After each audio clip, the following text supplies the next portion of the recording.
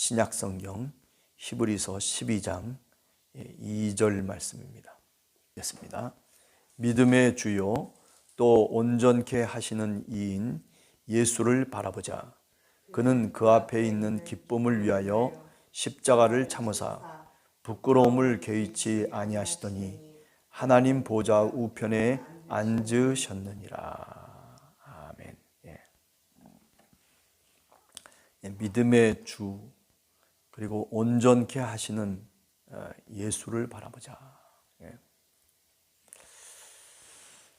우리가 신앙의 삶을 살아가면서 또는 일평생 세상 속에 살면서 우리가 무엇을 바라보면서 살아가야 될까라는 생각을 곰곰이 해봅니다. 많은 세상에 살아가는 사람들이 이런 것 저런 것들을 추구하고 또 골몰하고 또 바라보면서 소망하면서 살아갈 수 있겠지만은, 그러나 신앙인이라면 여기 오늘 히브리서 12장 2절 말씀 그대로 믿음의 주를 바라보며 살아가야 된다라고 하는 거죠. 믿음의 주다라고 하는 이 말은 예수 그리스도께서 우리 모든 신자들의 믿음의 근본이 되신다, 또는 믿음의 대상이 되신다, 또 더 나아가서 믿음의 출발점이 된다라고 하는 그런 의미겠죠. 우리가 예수님의 제자 가운데 시몬 베드로에 대한 얘기 잘 알지 않습니까? 믿음의 출발점이 예수 그리스도라고 하는 신앙 고백을 어떻게 합니까? 주는 그리스도시요 살아계신 하나님의 아들이십니다. 이렇게 고백하죠. 하나님을 믿고 살아가는 신앙의 생활이라고 하는 것, 그리스도 안에서 모든 것의 의미를 찾는다라고 하는 그런 신학적인 의미를 우리가 한 번쯤 더 깊이 생각할 수 있지 않을까, 오늘 또 다시 한번 생각해 봅니다. 내가 오늘 또 무엇을 바라보면서 살아가고 있나? 그저 돈만을 바라면서 살아가는 사람들도 많이 있습니다. 또 권력을 얻기 위해서 살아가는 사람들, 그죠? 권력을 얻기 위해서라면 상대방의 형편과 사정 상관할 거 없어요. 짓누르고 짓밟고 그러면서 건너가는 거죠. 우리 한국적인 정치 분위기라고 하는 게 사실 권력을 누가 쥐느냐라고 하는 게 얼마나 중요한가라고 하는 것을 우리가 그냥 피부로 금방 느끼지 않습니까? 오늘도 뉴스를 틀어보면 서로들 어쩌다 저쩌다 하면서 정치하는 사람들 보십시오. 우리 주님을, 믿음의 주님을 바라보면서 살아가는 사람들이 아니라 다른 세속적인 것들을 얻기 위해서 자신의 생명까지도 바치는 그런 일들이 허다하게 우리 주변에서 일어나고 있습니다. 그럼에도 불구하고 예수 그리스도가 우리에게 말씀하셨던 믿음의 주님이 우리에게 간곡하게 부탁했던 산상수훈의 이야기들을 한번 생각해 보면 우리 옆에 얼마나 많은 사람들이 오늘 또 힘들게 살아가고 있습니까? 환경과 여건이 맞지 않아서 그래서 정말 길거리를 배회하면서 살아가는 사람들도 많이 있어요. 하루를 걱정하면서 살아가는 사람이 왜 없습니까?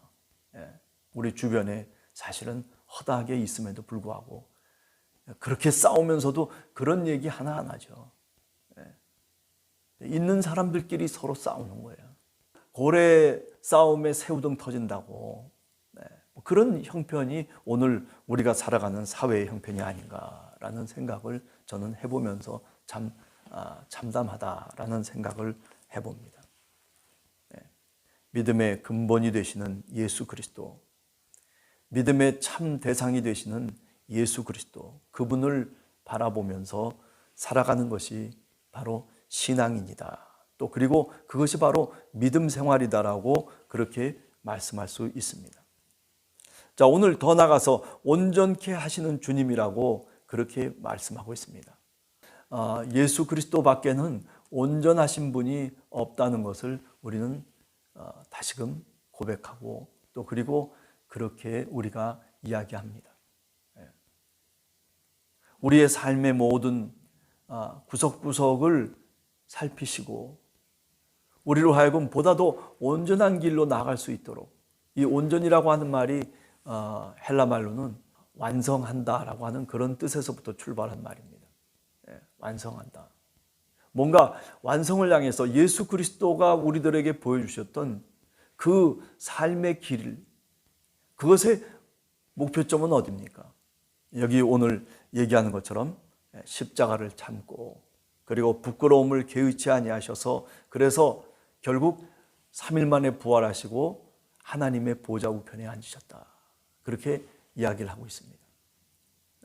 예수 그리스도의 삶의 끝은 어디냐면은 단순하게 십자가에 죽어서 우리로 하여금 정말 구원의 백성으로 살도록 그렇게 하셨다라고 하는 것으로 끝날 것이 아니라 저 하늘 보좌 우편에 하나님과 함께 있는 그 상태를 우리들에게 강조하고 있는 거죠. 어떻습니까? 내가 구원받았습니까? 구원받아서 내가 모든 것이 끝났다라고 생각하면 안 되는 거예요. 구원의 종착역은 뭐냐면 하나님 곁에 우리가 같이 함께 사는 겁니다. 영원토록 하나님 나라에서 살아가는 거죠. 그렇기 때문에 십자가에서의 죽음 이외에도 부활의 단계가 있고, 부활을 넘어서 다시 영원한 생명의 단계, 하나님과 함께하는 또 다른 여정이 우리들에게 있는 거예요. 세상을 살아가면서 함부로 살아서는 안 된다. 내가 구원받았으니까 이제 끝이다, 이렇게 구원파처럼 생각할 것이 아니라 내 여정이 아직도 남아있다는 거죠. 죽음 이후의 여정이 있기 때문에 우리는 오늘 또 하나님 앞에 무릎을 꿇고 그리고 주님께 기도하는 겁니다. 아니, 믿음의 주님을 바라볼 수밖에 없는 거죠. 온전케 하시는 예수 그리스도를 우리가 다시 의지하고 그분의 손을 붙잡고 우리가 오늘 또 살아가야 마땅한 것입니다. 그렇습니다. 예수님은 십자가의 구속사역을 감당하기 위해서 구원의 길을 완성해 주셨습니다. 인생의 길을 살아가면서 인간이라고 하는 것이 불완전한 존재입니다. 그러나 예수 그리스도의 그 성품과 그 모습을 우리가 온전하게 닮아갈 수 있는 그런 신앙인을 우리는 우리 마음속에 그리는 거죠.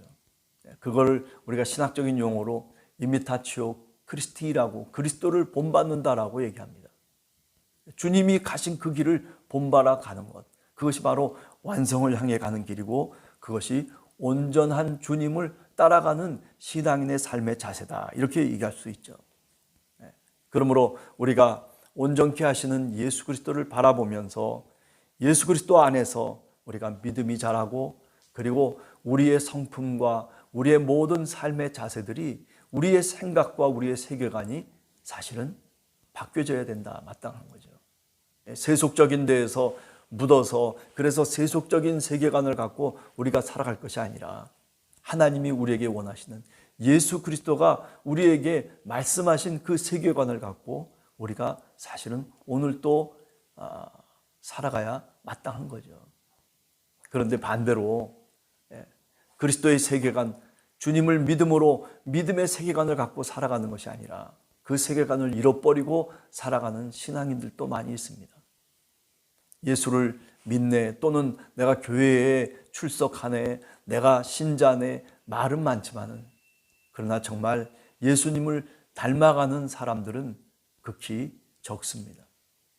오늘 우리 함께하는 교회 성도들, 다른 믿음의 사람들, 뭐 믿는다, 뭐 교회 다닌다, 어쩌다 저쩌다 이런저런 사람들을 바라보면서 살아가는 것이 아니라 예수 그리스도, 우리 주님만을 바라보게 되면, 그러면 내 마음속에 평안이 임하기 시작합니다. 저쪽을 바라보니까 여러 가지 생각들이, 복잡한 생각들이 우리 마음속으로 파고드는 거죠.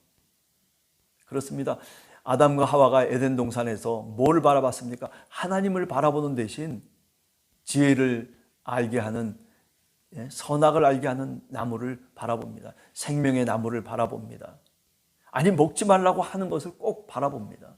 그것을 통해서 어쩌면 죽을지도 모르는 그런 위험이 있음에도 불구하고, 그런데 그것을 따먹기 위해서 말하자면 도전을 하고 감행을 합니다. 만족했겠죠. 따먹는 그 순간에 얼마나 짜릿하고 아무도 먹을 수 없는 것을 자기 스스로 먹을 때 그 기쁨이 어떠했겠습니까? 그러나 그것에 대한 대가는 너무나도 참혹한 것이었습니다. 죽음이 오고 죄악이 밀려오고 그리고 결국은 에덴 동산에서 쫓겨나서 그래서 방황하며 떠돌이로 살아가야 되는 문제가 되어버린 거죠.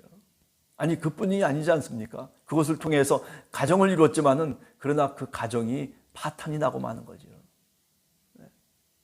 가인과 아벨, 가족사라고 하는 게 비극적인 가족사로 끝나지 않습니까?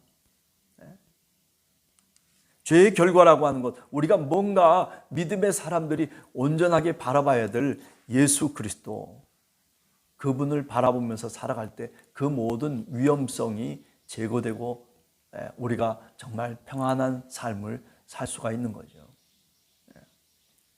오늘 하루도 믿음의 주요 온전케 하시는 주님을 여러분들이 바라보며 그 안에 있는 기쁨을 함께 누릴 수 있는 그런 하루가 되시기를 간절히 원합니다. 같이 기도하겠습니다.